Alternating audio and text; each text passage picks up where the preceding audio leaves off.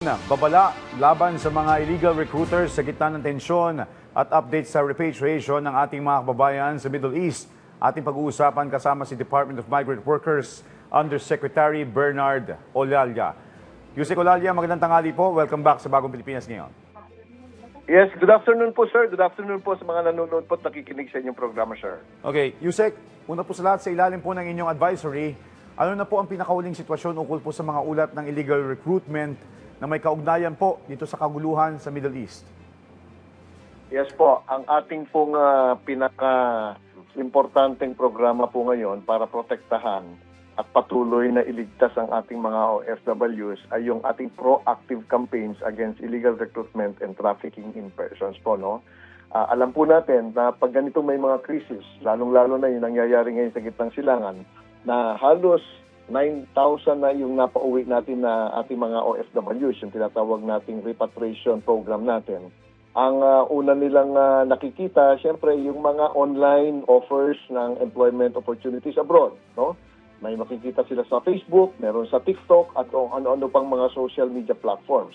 Ngayon, karamihan po sa nagpapapost sa FB at sa mga nagsesend ng messages ay mga opportunista at mga illegal recruiters dahil alam nila na maraming nangangailangan ng trabaho na umuwi, no?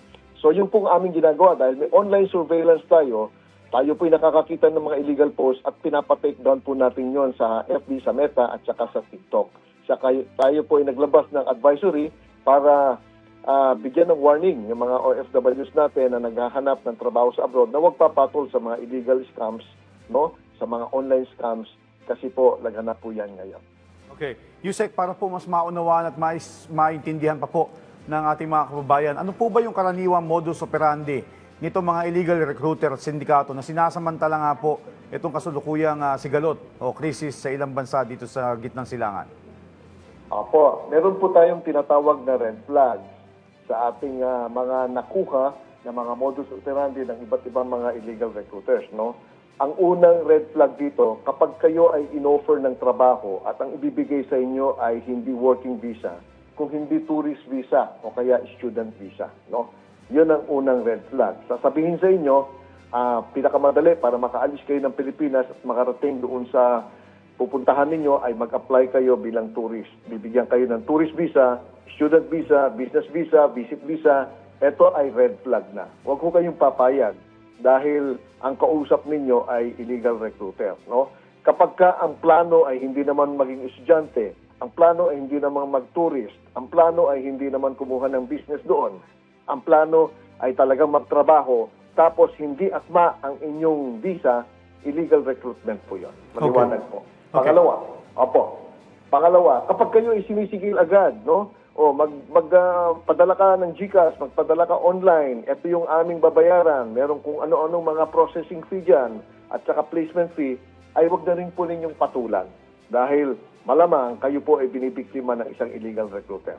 So yun lamang po ang ilan sa mga tinatawag po nating red flags. At yung red flags po na yan, ay makikita niyo po doon sa iba't ibang mga warning at saka aming mga DMW, MWPB warning sa aming programa dito sa BMW po. Okay. Yusek, let's just expound on this one. Pas palawigin pa natin to kasi yung iba nating mga kababayan na naririnig nila, mas mura pagka tourist o kaya student visa lang ang kinuha mo kaysa dumaan ka sa tamang proseso. Yusek, paliwanag po, ano po bang kaakibat na panganib nito pagka sakaling ito pinatos nila? Yun, napakagandang katanungan po yan, ano? Unang-una, kapag pinatos ninyo ang tourist visa, no? Ang mangyayari dyan, kayo pala ay magtatrabaho, hindi nyo nakita kung ano yung nilalaman ng employment contract. No? Hindi nyo alam na under labor standards, below the minimum ang ibibigay sa inyo. Hindi yung tamang sahod, tamang oras ng trabaho, walang overtime at iba pang benefits. Pangalawa, hindi din nyo alam kung sino yung employer. No? Baka yung employer dyan ay blacklisted. Yung employer na yan ay notorious na maraming problema dito sa DMW, kaya hindi siya nakakapagproseso at kaya hindi natin binigyan ng pagkakataon at permit para mag-hire at mag-recruit ng Pilipino. Pangatlo, baka naman yung pupuntahan ninyo din ay wala pa pong trabaho at mag-aantay lamang kayo ng mahabang panahon. Mas mahirap po yun. Pupunta kayo sa ibang bansa, wala naman trabaho, tapos ikaw ay isang professional, halimbawa, teacher, pero ang binigay sa iyong trabaho dahil wala kang employer pa, dom works, household worker. Aba, napakahirap naman ng ganon. Hindi akma sa skills mo. So, yun po yung mga vulnerabilities ng isang umaalis na worker na pinapatulan yung mga tourist visa halimbawa. Okay. And follow up dyan, Yusek, no? Sino-sino ba yung mga kadalasan tinatarget ng mga sindikatong ito, dito sa modus na ito? At paano po nila, para rin po malaman ng ating mga kababayan, paano sila makakaiwas pa dito? Unang-una, napakagaling na ng ating technology ngayon eh. Yung FB account mo, kaya nilang i-profile, no? Pag na-profile nila at nalalaman nila na madalas kang maghanap ng mga trabaho online, alam nila, napapatulan mo pag nakakita sila ng pag pinadalhan kanila ng post, no? So, inaaral ka nila, no? May AI tayong tinatawag diyan, napaka-high-tech na nila, no? So, malamang yung mga natatanggap mong post ay mga illegal recruiter ang nagbibigay sa iyo kasi alam na nila naghahanap ka ng trabaho. At yan ngayon yung ating mga modus na natatanggap ngayon.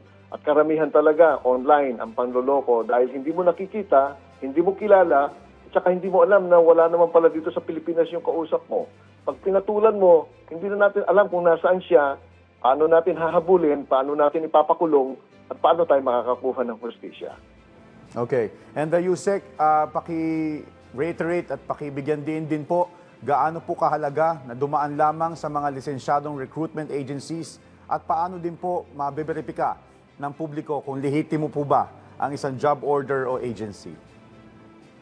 Una-una po, maraming salamat sa programang ito at tayo po'y nakakatulong sa mga kababayan po natin na OFWs. No? Kapag kayo po ay nais humanap ng trabaho, isa lamang po ang inyong gawin. No? I-verify po sa DMW database or website, yung dmw.gov.ph, kung ang kausap ninyo ay isang lehitimong ahensya. Ngayon, kung ito naman ay lehitimo talaga at nagpapanggap lang pala, no? Meron din kaming website na mga registered employers nila at registered job orders. Pwede ho ninyong makita yon sa aming website. Ngayon, para lalo pong masiguro at maging mapanuri po tayo, pumunta na lang po kayo sa pinakamalapit na opisina, either yung central office namin sa Mandaluyong or yung regional offices namin nationwide, no? Puntahan po ninyo yon, ipakita po ninyo yung offer at kami na po mismo magva-validate at tutulong po sa inyo at magpa-facilitate po ng documentation para kayo ay hindi maging biktima ng isang legal recruiter po. Okay. Maraming salamat po. Okay. Yusek, pahabol na lang din po, no, yung nabanggit niyo po kanina na sa ngayon po gumagawa kayo, nagsasagawa kayo ng online surveillance. Paano naman po dun sa mga nabiktima, halimbawa nakapagbayad na ng hiningi-hinging placement fee sa GCash or bank transfer, paano po sila maaari magsumbong sa inyo kung may kahinahinala pa pong recruitment activities at ano po yung aasahan nilang proseso mula sa DMW kapag nag-report sila? Unang-una, huwag po tayong papayag na magiging biktima tayo ng mga online scams. No? Napakahirap po niyan. Sayang ang resources, sayang ang pera. No? Pangalawa, kung kayo po ay napasubo na, punta lang po kayo dito sa Migrant Workers Protection Bureau sa aming opisina, sa central office o regional office namin at dalhin nyo lahat ng mga documentation at proof, yung mga nakausap ninyo at mga pinadala ninyo at kami na po ang hahanap. Ang kagandahan po, meron po kami ngayong ugnayan sa AMLAC. Meron kaming tinatawag na DAFI, yung Deputized AMLAC DMW employees po natin na pwede makipag-ugnayan sa AMLAC para i-trace yung money trail ng inyong ibinayad, no? At kami po ang hahanap ng paraan para hanapin natin yung perang yan, i-freeze natin at i-confiscate natin at gawan natin ng paraan para maitabilanggurin natin yung nangloko po sa inyo. 1348, yan po ang aming hotline 24/7.